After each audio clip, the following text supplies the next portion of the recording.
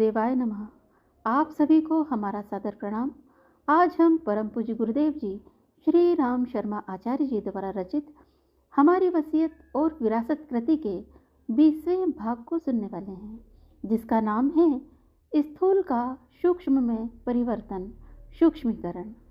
तो इसे आरंभ करने से पूर्व आइए हम परम पूज्य गुरुदेव जी, वंदनीय माता जी और माँ गायत्री को हृदय से प्रणाम करते हैं और इसे आरंभ करते हैं। युग परिवर्तन की यह एक ऐतिहासिक बेला है। इन 20 वर्षों में हमें जमकर काम करने की ड्यूटी सौंपी गई थी। सन 1980 से लेकर अब तक के वर्षों में जो काम हुआ है, पिछले 30 वर्षों की तुलना में कहीं अधिक है। समय की आवश्यकता के अनुरूप तत्परता बरती गई और खपत को ध्यान में रखते हुए तदनुरूप शक्ति उपार्जित की गई। ये वर्ष कितनी जागरूकता, तन्मयता, एकाग्रता और पुरुषार्थ की चरम सीमा तक पहुंचकर व्यतीत करने पड़े हैं, उनका उल्लेख उचित न होगा, क्योंकि इस तत्परता का प्रतिफल 2400 प्रज्ञापीठों और 15,000 प्रज्ञा संस्थानों के निर्माण के अतिरिक्त और कुछ प्रत्यक्ष दृष्टिगोचर नहीं होता। एक कड़ी हर दिन एक फोल्डर लिखने की इसमें और जोड़ी जा सकती है। शेष सब कुछ परोक्ष है। परोक्ष का प्रत्यक्ष लेखा जोखा किस प्रकार संभव हो। युग संधि की बेला में अभी 15 वर्ष और रह जाते हैं। इस अवधि में गति चक्र और भी तेजी से भ्रमण करेगा। एक ओर उसकी गति बढ़ानी होगी, दूसरी ओर रोकनी होगी। विनाश को रोकने और विकास को बढ़ाने की आवश्यकता पड़ेगी। दोनों ही गतियां इन दिनों मंथर हैं। इस हिसाब से सन 2000 तक उस लक्ष्य की उपलब्धि नहीं हो सकेगी जो अभीष्ट है। इसलिए सृष्टि के प्रयास चक्र निश्चित रूप से तीव्र होंगे। उनमें हमारी भी गिद्ध गिलहरी जैसी भूमिका है।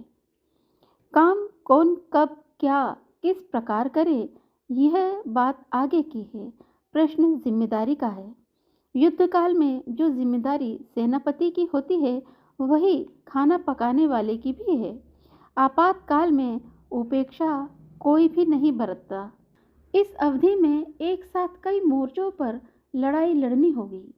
समय ऐसा भी आता है जब खेत के फसल काटना, जानवरों को चारा लाना, बीमार लड़कों का इलाज कराना, मुकदमे की तारीख पर हाजिर होना, घर आए मेहमान का स्वागत करना जैसे कई काम एक ही आदमी को एक ही समय पर करने होते हैं। युद्ध काल में तो बहुमुखी चिंतन और उत्तरदायित्व और भी अधिक सघन तथा विरल हो जाता है।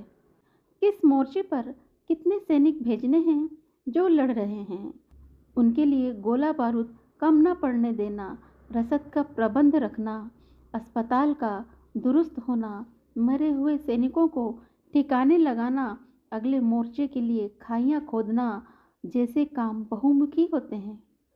सभी पर समान ध्यान देना होता है। एक भी चूक होने से बात बिगड़ जाती है, कराधारा चौपट हो जाता है।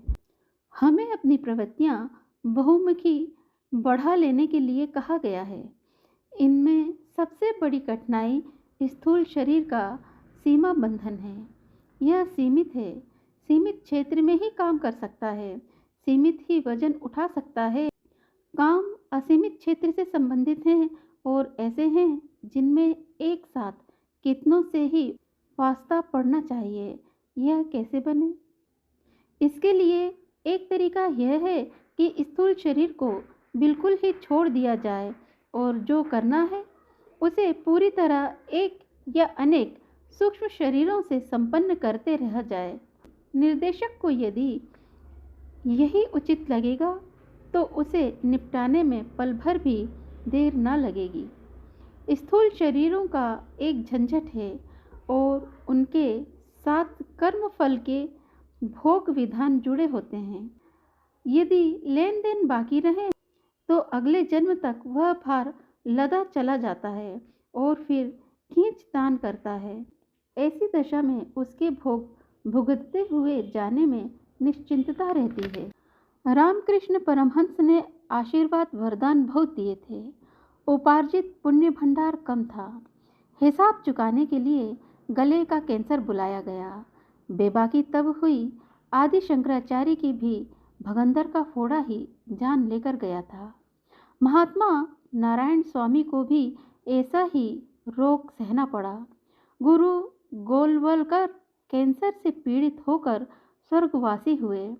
ऐसे ही अन्य उदाहरण भी हैं जिनमें पुण्यात्माओं को अंतिम समय व्यथापूर्वक बिताना पड़ा। इसमें उनके पापों का दंड कारण नहीं होता, वह पुण्य व्यतिरेक की भरपाई करता होता है। वे कईयों का कष्ट अपने ऊपर लेते रहते हैं। बीच में चुका सकते तो ठीक, अन्यथा अंतिम समय हिसाब किताब बराबर करते हैं, ताकि आगे के लिए कोई झंझट शेष न रहे और जीवन मुक्त स्थिति बनी रहने में पीछे का कोई कर्मफल व्यवधान ना करे। मूल प्रश्न जीव सत्ता के सूक्ष्मीकरण का है। सूक्ष्म व्यापक होता है, बहुमुखी भी। एक ही समय में कई जगह काम कर सकता है, कई उत्तरदायित्व एक साथ ओढ़ सकता है। जबकि स्थूल के लिए एक स्थान, एक सीमा के बंधन है। स्थूल शरीरधारी अपनी भागदौड़ के क्षेत्र में ही काम करेगा, साथ ही भाषा ज्ञान के अनुरूप विचारों का आदान प्रदान कर सकेगा। किंतु सूक्ष्म में प्रवेश करने पर भाषा संबंधी झंझट दूर हो जाते हैं। विचारों का आदान प्रदान चल पड़ता है। विचार सीधे मस्तिष्क या अंतराल तक पहुंचाए जा सकते हैं। उनके लिए भाषा माध्यम आवश्यक नहीं। व्यापकता की दृष्टि से यह एक बहुत बड़ी सुविधा है। यातायात की व्यवस्था भी स्थूल शरीरधारी को चाहिए। पैरों के सहारे तो यह 1 घंटे में प्रायः 3 मील ही चल पाता है। वाहन जिस गति का होगा उसकी दौड़ भी उतनी ही रह जाएगी। एक व्यक्ति की एक जीभ होती है, उसका उच्चारण उसी से होगा। किंतु सूक्ष्म शरीर की इंद्रियों पर इस प्रकार का बंधन नहीं है। उनकी देखने की, सुनने की, बोलने की सामर्थ्य स्थूल शरीर की तुलना में अनेक गुनी हो जाती है। एक ही शरीर समयानुसार अनेक शरीरों में भी प्रतिभाषित हो सकता है। रास के समय श्री कृष्ण के अनेक शरीर गोपियों को अपने साथ सह नृत्य करते दिखते थे। कंसवध के समय तथा सिया स्वयंवर के समय उपस्थित समुदाय को कृष्ण और राम की भिन्न प्रकार की आकृतियां दृष्टिगोचर हुई थीं। विराट रूप के दर्शन में भगवान कृष्ण ने अर्जुन को यशोदा को जो दर्शन कराया था, वह उनके सूक्ष्म एवं कारण शरीर का ही आभास था।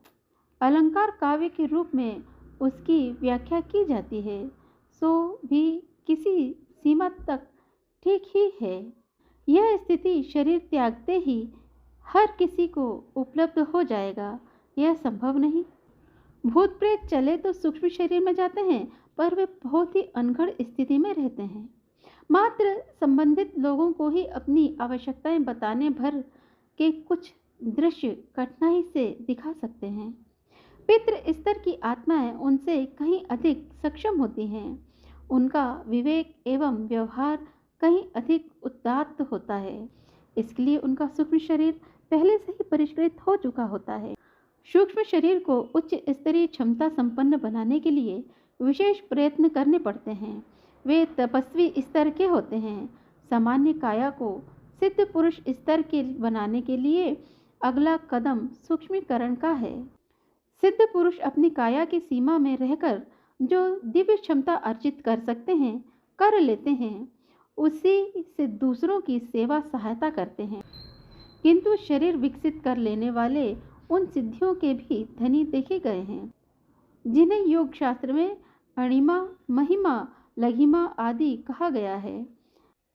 शरीर का हल्का भारी दृश्य अदृश्य हो जाना, यहाँ से वहाँ जा पहुँचना प्रत्यक्ष शरीर के रहते हुए संभव नहीं, क्योंकि शरीरगत परमाणुओं की संरचना ऐसी नहीं है जो पदार्थ विज्ञान की सीमा मर्यादा से बाहर जा सके। कोई मनुष्य हवा में नहीं उड़ सकता और ना पानी पर चल सकता है। यदि ऐसा कर सकता होता तो उसने वैज्ञानिकों की चुनौती अवश्य स्वीकार कर ली होती और प्रयोगशाला जाकर विज्ञान के प्रतिपादनों में एक नया अध्याय अवश्य ही जोड़ता। किंवदंतियों के आधार पर कोई किसी से इस स्तर की सिद्धियों का बखान करने भी लगे तो उसे अत्युक्ति ही माना जाएगा। अब प्रत्यक्ष को प्रमाणित किए बिना किसी की गति नहीं। प्रश्न सूक्ष्मीकरण साधना का है जो हम इन दिनों कर रहे हैं। यह एक विशेष साधना है जो स्थूल शरीर के रहते हुए भी की जा सकती है और उसे त्यागने के उपरांत भी करनी पड़ती है। दोनों ही परिस्थितियों में वह स्थिति बिना अतिरिक्त प्रयोग पुरुषार्थ के तप साधना के संभव नहीं हो सकती। इसे योगाभ्यास तपश्चर्या का अगला चरण कहना चाहिए। इसके लिए किसे क्या करना होता है यह उसके वर्तमान स्तर एवं उच्च स्तरीय मार्गदर्शन पर निर्भर होता है। सबके लिए यह पाठ्यक्रम नहीं हो सकता, किंतु इतना अवश्य है कि अपनी शक्तियों का बहिरंग अपव्यय रोकना पड़ता है। अंडा जब तक पक नहीं जाता तब तक एक खोखले में बंद रहता है। इसके बाद वह उस छिलके को तोड़कर चलने फिरने और दौड़ने उड़ने लगता है। लगभग यही अभ्यास सूक्ष्मीकरण के हैं जो हमने पिछले दिनों किए हैं। प्राचीन काल में गुफा सेवन समाधि आदि का प्रयोग प्रायः इसी निमित्त होता था। सूक्ष्मधारियों का वर्णन और विवरण पुरातन ग्रंथों में विस्तार पूर्वक मिलता है। यक्ष और युधिष्ठिर के मध्य विग्रह तथा विवाद का महाभारत में विस्तार पूर्वक वर्णन है।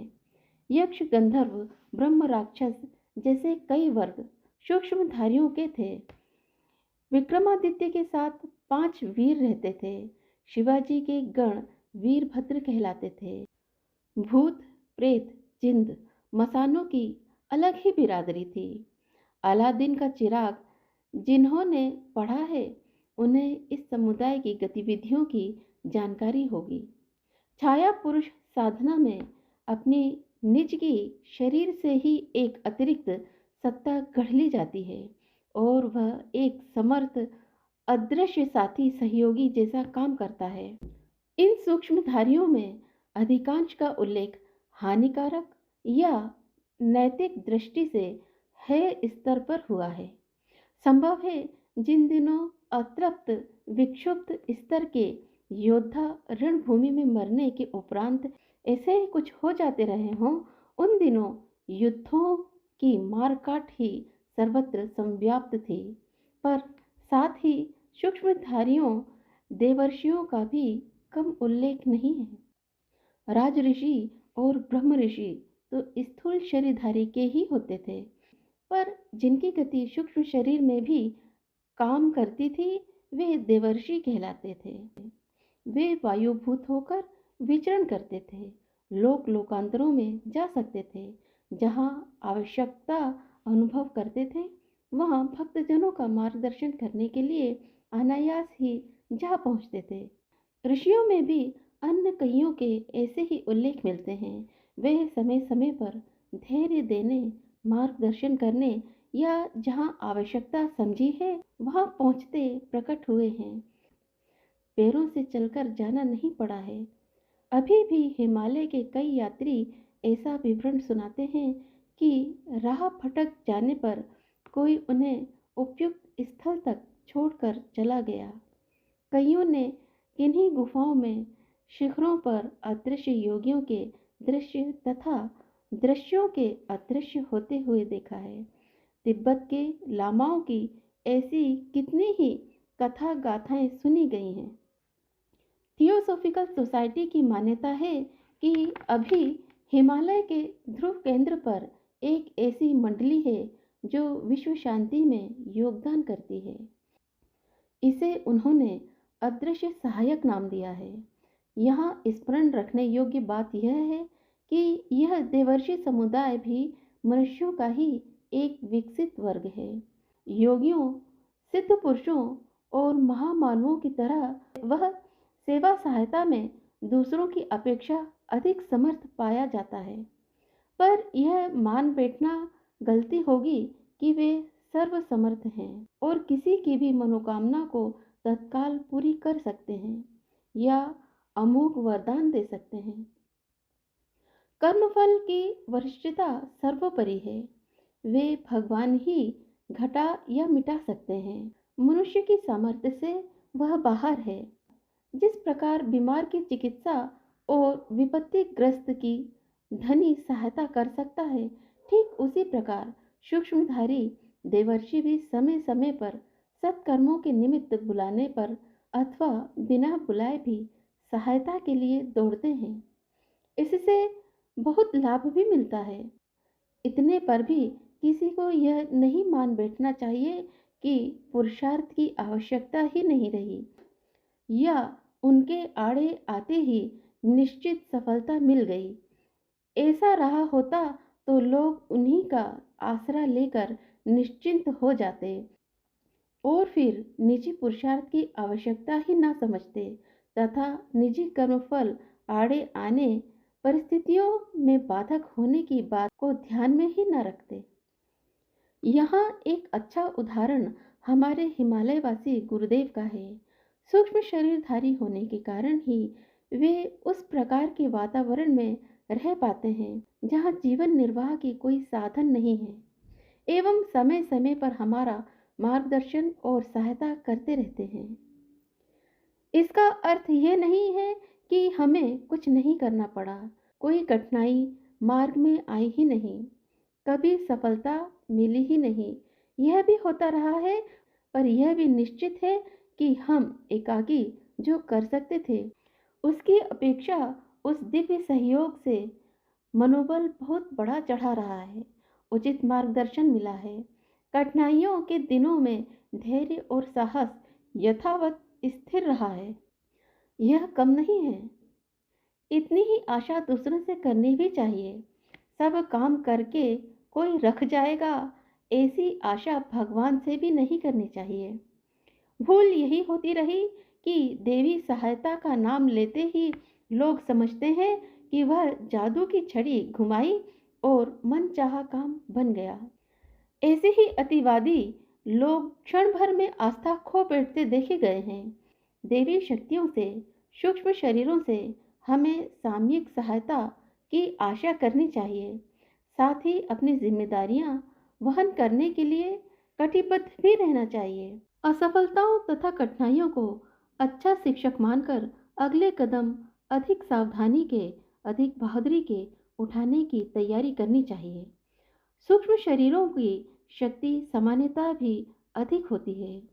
दूरदर्शन, दूर श्रवण, पूर्वाभास, विचार संप्रेषण आदि में प्रायः सूक्ष्म शरीरों की ही भूमिका रहती है। उनकी सहायता से कितनों को ही विपत्तियों से उबरने का अवसर मिला है। कईयों को ऐसी सहायता मिली है जिनके बिना उनका कार्य रुका ही पड़ा रहता। दो सच्चे मित्र मिलने से लोगों की हिम्मत कई गुना बढ़ जाती है। वैसा ही अनुभव अदृश्य सहायकों के संबंध में जोड़ने से भी करना चाहिए। जिस प्रकार अपना दृश्य संसार है और उसमें दृश्य शरीर वाले जीवधारी रहते हैं, ठीक उसी प्रकार उससे जुड़ा हुआ एक अदृश्य लोक भी है। उसमें सूक्ष्म शरीरधारी निवास करते हैं। इनमें कुछ बिल्कुल सामान्य, कुछ दुरात्मा और कुछ अत्यंत उच्च स्तर के होते हैं। वे मनुष्य लोक में समुचित दिलचस्पी लेते हैं। बिगड़ों को सुधारना और सुधरों को अधिक सफल बनाने में अयाचिक सहायता मांगने का प्रयोजन और मांगने वाले का स्तर उपयुक्त होने पर तो वह सहायता और भी अच्छी तरह और भी बड़ी मात्रा में मिलती है।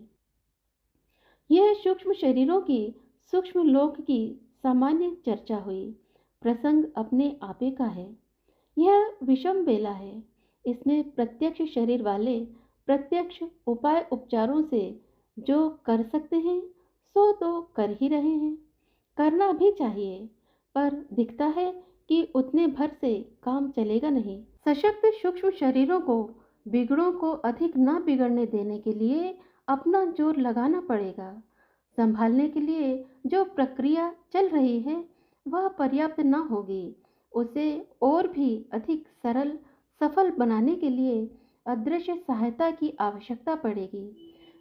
यह सामूहिक समस्याओं के लिए भी आवश्यक होगा और व्यक्तिगत रूप से सत्प्रयोजनों में संलग्न व्यक्तियों को अग्रगामी यशस्वी बनाने की दृष्टि से भी। जब हमें यह काम सौंपा गया तो उसे करने में आनाकानी कैसी? दिव्य सत्ता के संकेतों पर चिरकाल से चलते चले आ रहे और जब तक आत्मबोध जागृत रहेगा तब तक यही स्थिति बनी रहेगी, यही गतिविधि चलेगी। यह विषम बेला है। इन दिनों दृश्य और अदृश्य क्षेत्रों में जो विषाक्तता भरी हुई है उसका परिशोधन प्रयास अविलंब आवश्यक हो गया है। तो संजीवनी बूटी लाने के लिए, पर्वत उखाड़ लाने और सुषेण वेद को खोज में जाने के लिए जो भी करना पड़े करना चाहिए। यह कार्य स्थूल शरीर को प्रसुप्त से जागृत स्थिति में लाने के लिए हमें अविलंब जुटना पड़ा एवं विगत 2 वर्षों में कठोर तपश्चर्या का, एकांत साधना का अवलंबन लेना पड़ा। तो यह था इस पुस्तक का 20वां अध्याय। यदि इस अध्याय का अध्ययन करते समय मुझसे कहीं कोई भूल या चूक हो गई है तो कृपया आप उसे क्षमा कीजिएगा, या फिर आपको किसी भी प्रकार की कोई असुविधा पहुंची है तो उसे भी आप क्षमा कीजिएगा। तो आज के लिए केवल इतना ही। इसके आगे हम फिर मिलेंगे इसके अगले अध्याय में, जिसका नाम होगा इन दिनों हम यह करने में जुट रहे हैं। यदि आपको हमारा ये चैनल पसंद आता है तो कृपया आप इसे लाइक करें, शेयर करें, सब्सक्राइब करें। साथ ही बेल आइकन को प्रेस करके ऑल पर क्लिक अवश्य करें ताकि हमारे सारे ही नोटिफिकेशंस आपको समय पर उपलब्ध हो सकें। तो जाने से पूर्व आइए हम परम पूज्य गुरुदेव जी, वंदनीय माता जी और माँ गायत्री को एक बार पुनः हृदय से प्रणाम करते हैं और आपसे आज्ञा लेते हैं। तो अगली बार मिलने तक आप सभी को हमारा सादर प्रणाम।